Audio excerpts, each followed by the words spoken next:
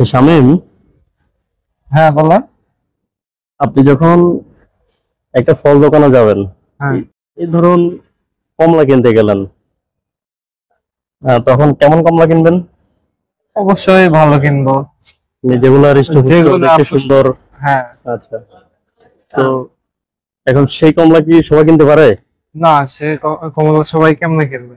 আচ্ছা। টাকা বেশি আছে যার কাছে, মানে যে, সে কালো হোক বা বন্ধ হোক বা খারাপ হোক, যার কাছে টাকা বেশি আছে সেই কিনতে পারবে। আচ্ছা, সবাই তো আর কিনতে পারবে না। যেমন যারা রিক্সা চালায় বা দিনমজুর, তারা তো আর পারবে না। মানে যার কাছে টাকা বেশি আছে সেই কিনতে পারে।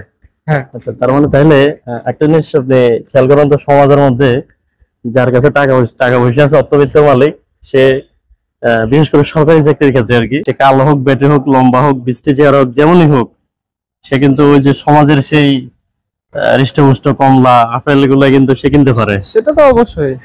তাহলে এটা কি বুঝলেন আপনি? বুঝলে বুঝপাতা, না বুঝলে তেজপাতা। তেজপাতা। দর্শক বুঝেন কিন্তু।